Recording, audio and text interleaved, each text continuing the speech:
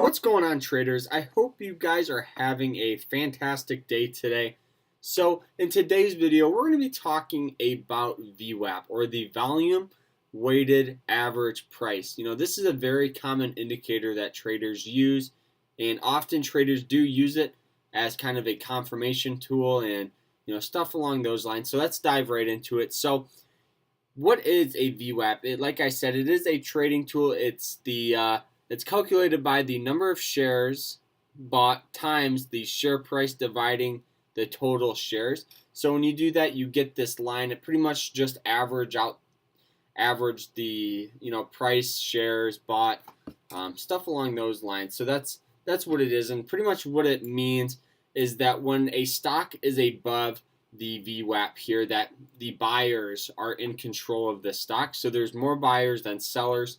But as the stock breaks back through the VWAP, that means that the sellers are in control of this stock. What is the disadvantage of the VWAP? Well, it is not sensitive to market environments, meaning if we have a choppy market, so let's say whether it's up and down, up and down, up and down, that's pretty choppy.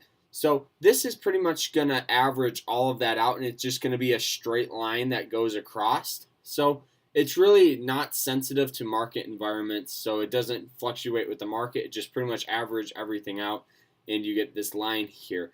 And it's also not the best for large trade size, meaning you have a lot of shares bought at one time. But most of you guys, almost 99.9% of you that watch this, won't really buy 10 or 20 or 30,000 shares of a stock. You guys are going to buy small positions, or you're going to buy small positions and manage your risk to make good profits. That's what you guys should be doing. If you're buying large share size, you should have a large account, and you should be managing your risk, or you're going to lose money. That's at the end of the day, if you're not managing your risk, you're going to lose money in the long run here. So, the VWAP is a very important tool, especially when you first start trading. This kind of will be a good first indicator that you should have on. I would recommend having, volume. Obviously, that makes, complete sense to have volume on it.